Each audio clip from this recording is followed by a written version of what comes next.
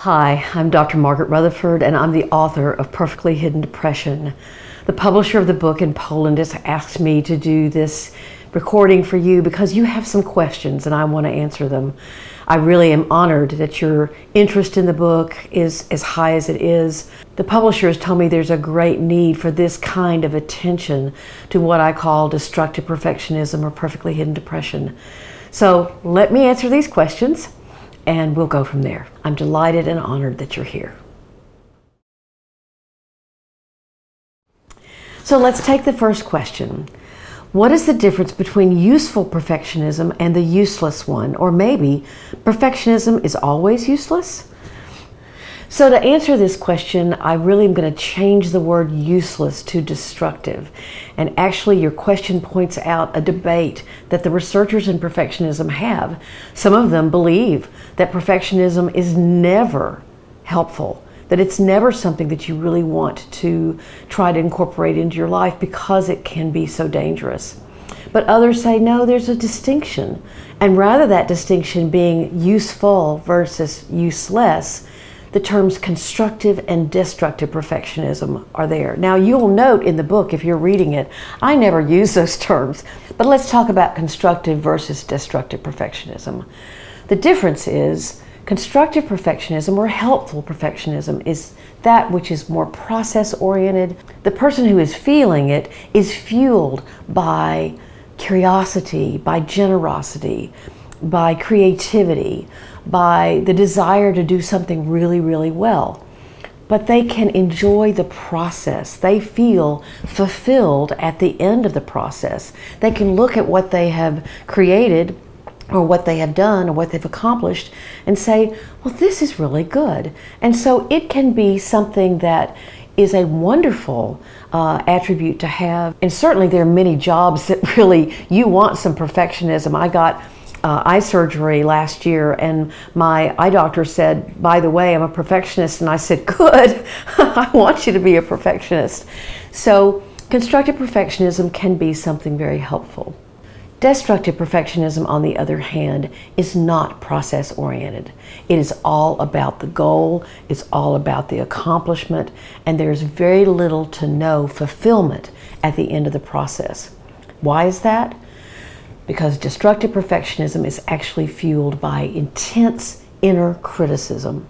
Voices, not real voices, but your own voices that you can hear in your head saying, you're not really smart enough to do this, or you better work really hard or somebody's going to figure out that you don't know what you're doing. Somebody's going to see that mask you're wearing and you're going to come out as a fraud and everybody's going to know it. So you get more determined and more determined and more restricted, and you're listening to those voices of shame and criticism, and they're the ones that are fueling the process. There's also something called socially prescribed perfectionism that's talked about a lot in the research. And I'm not going to go into the research too much, but socially prescribed perfectionism is perfectionism that is all about having to meet all the expectations around you. No matter who it's from, no matter where it comes from, no matter whether it's your job, your children, your home, your church, whatever it's from, you need to meet those expectations. And it's kind of like being on a treadmill where you don't have any control over the speed or the incline.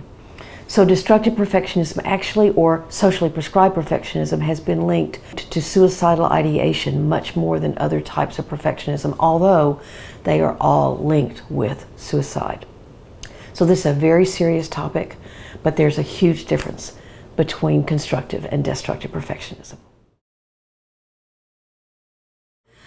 Okay, here's question 2. Is procrastination a symptom of perfectionism? I've actually written a piece about this for Psychology Today called The Catch-22 of Perfectionism and Procrastination. So I thought I'd read just a little bit of that because I've said it pretty well. Procrastination can simply be thought of as insecure perfectionism on steroids. For example, perhaps you've had it in your mind to do something, but you put it off because you can't fit it into your already overly crowded schedule. So you push it completely or almost completely out of your consciousness, except you know you haven't done it. And rather than admit, sorry, I can't pull that off today, or hey, I need to get to that next week, but this week's just impossible, you further shame yourself for the avoidance. It's a catch-22.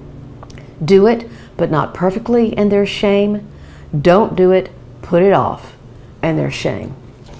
Not all perfectionists also procrastinate, but I've had several people reach out to me since writing the book, and this is a wonderful question, because they've said, I fit the criteria, identify with it for perfectly hidden depression, except the last one. I'm not extremely successful because I have such a problem with procrastination. So yes, many perfectionists have this sort of insecure perfectionism where they don't know how to admit they're overwhelmed, and so, or they just simply can't get to something, and rather than noting it in the moment, they'll put it off, and then the shame builds, and it's excruciatingly painful, and so they just avoid. What can you do about that? It's really about allowing yourself to stay in the moment and admit to whomever you need to admit it to, I can't get to this today, or I'm going to need another week on this. So what you want to do is actually practice saying those words, hey, I'm going to need more time, or you know what, this week I can't get to that, but I will do it for you next week. And literally while you're in your car, while you're going for a walk, just allow yourself to say those words and then get in touch with the feelings you'll have when you say those words. Maybe it's shame, maybe it's embarrassment, maybe you're afraid you'll lose your job, so it's fear.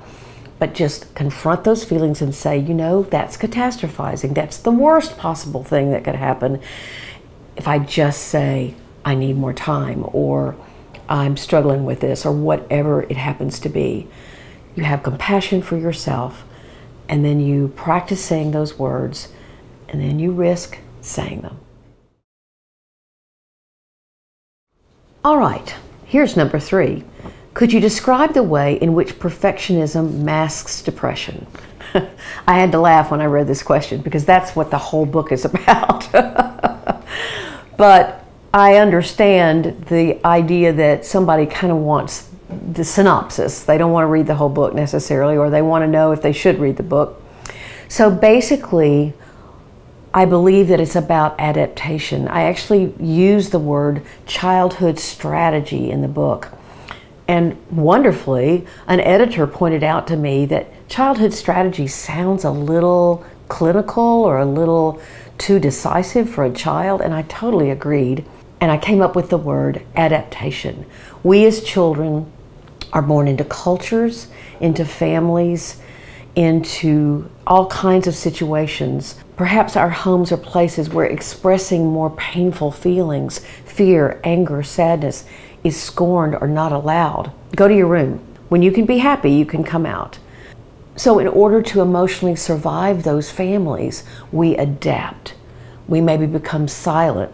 We don't talk about the way we feel. We decide we don't even have to talk about the way we feel. We may even absorb the beliefs of our parents that say, well, of course you wouldn't talk about that. That's unpleasant. Just be grateful.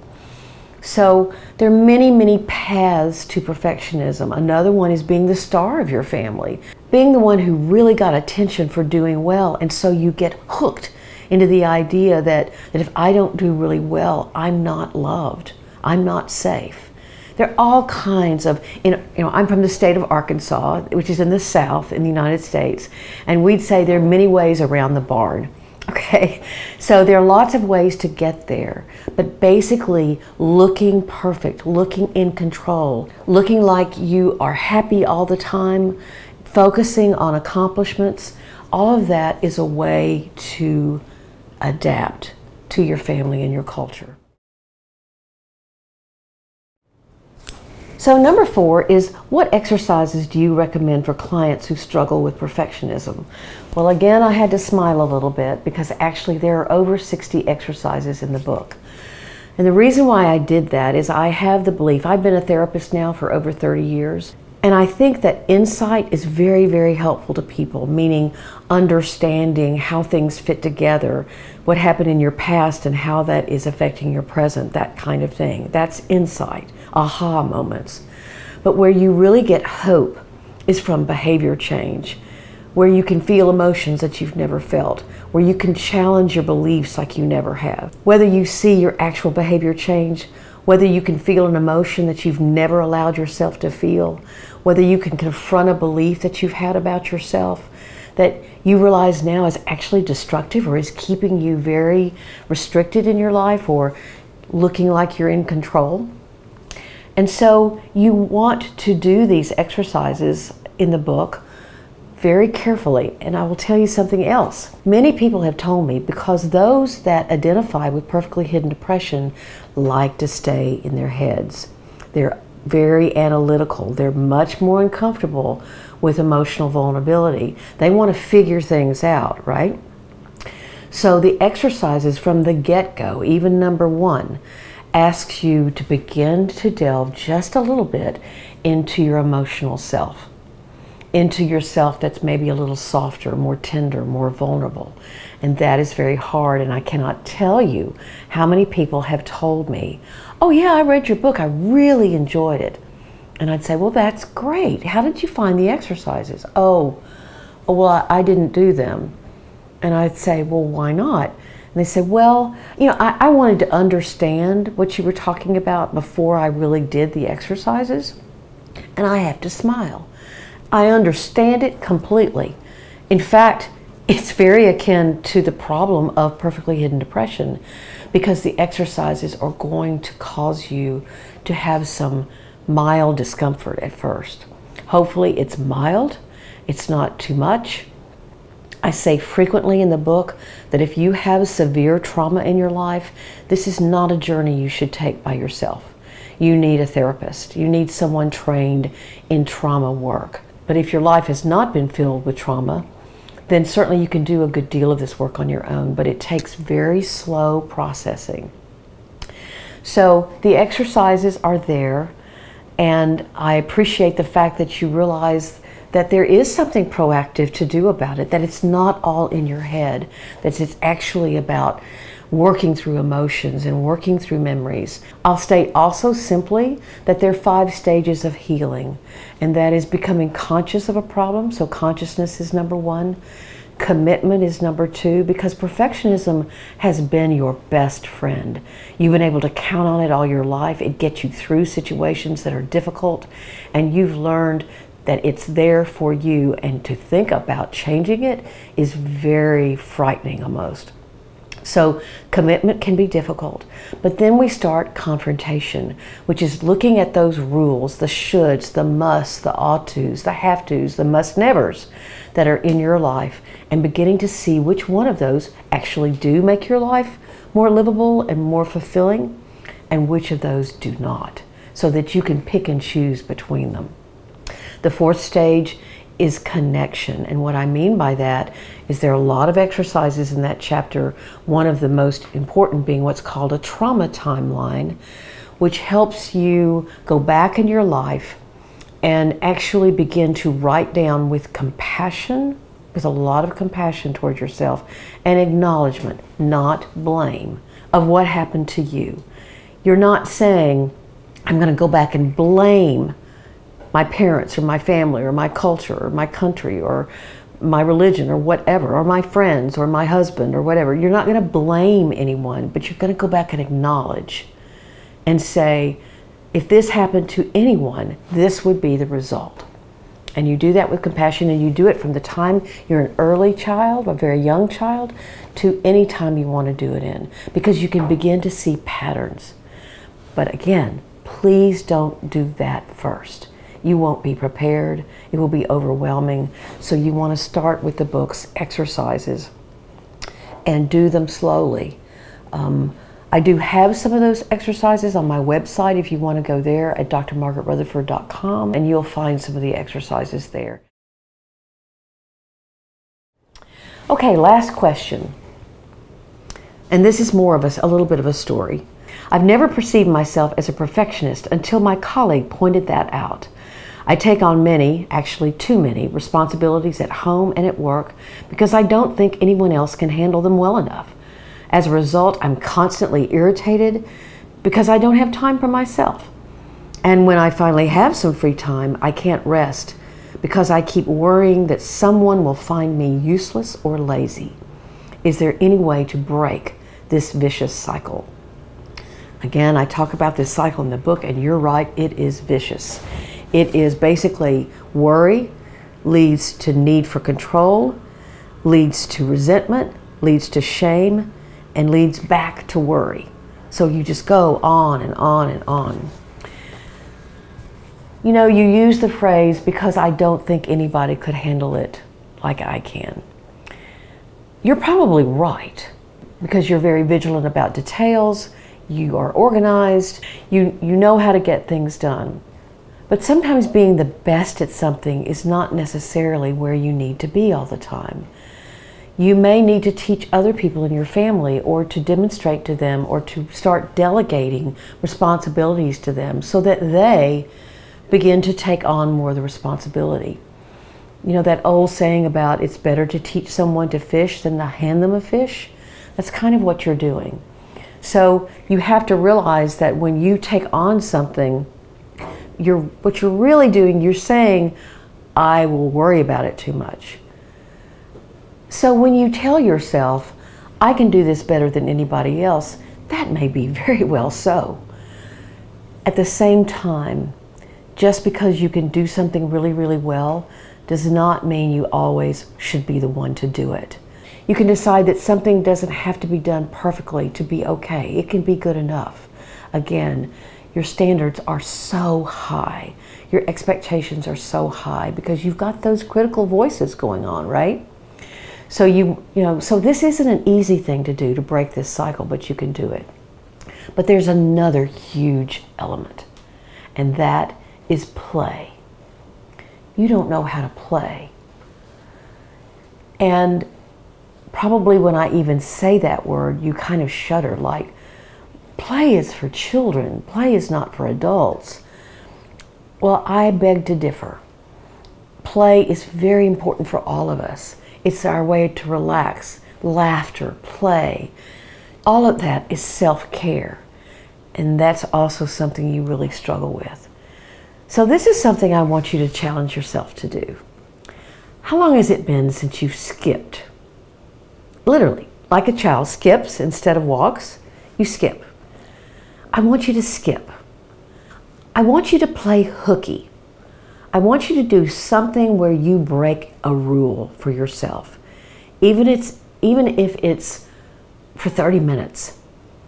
Just begin to relax some of your very perfectionistic standards and realize that the stress you are living your life under will destroy you. One of the major reasons I wrote this book is because perfectionism rates and suicide rates are correlated, and they're both going up all over the world, here in the United States and in your country.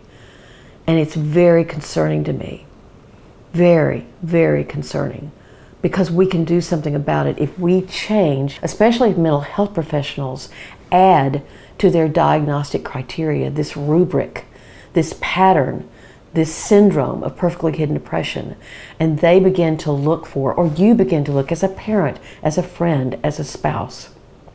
You begin to look for that person who never relaxes, who never plays, who is constantly pressured, who is constantly on the go, who you never see cry. And you begin to ask questions of, wait a minute, maybe I'm not really concerned about them because they've always been like that, but what would it be like to always be like that? Could there be something underneath? And that's the question we have to answer, because unfortunately, people who identify with perfectly hidden depression may struggle to talk about it. Again, I'm so glad to be with you today, and thank you for such great questions. You know, to summarize a little bit, I want to tell y'all about something that happened during the writing of the book. I was putting blog posts out because I was trying to understand and define exactly what this was, right? And so at the end of those blog posts, I would have a request that if you identify with any of this, that you email me and tell me about it. And I had probably 80 people over a 2-month period of time contact me. People from all over the world, from all professions. I had a brain surgeon, a motivational speaker, an an ad exec. I had a graduate student, very diverse people. And I interviewed about 60 of them because they fit the criteria for me. And when I asked them, why would you reach out to a stranger? They all said to me, because I want no one to live the life I've lived. It is too lonely. It is devastatingly lonely. So if you're thinking about doing this work and you have that kind of a loneliness, then I hope that you find the connection and the relief and the fulfillment, and you can give yourself much more permission to be vulnerable so that you can find true acceptance. You know, in the book I quote Andrew Solomon. He says, the opposite of depression isn't happiness, it's vitality. And I copied his example, and I said the opposite of perfectly hidden depression is self-acceptance.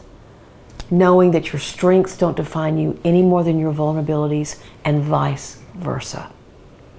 Your vulnerabilities don't define you any more than your strengths.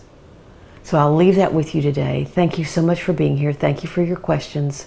And one of these days, I will hope to get to your country. Take very good care.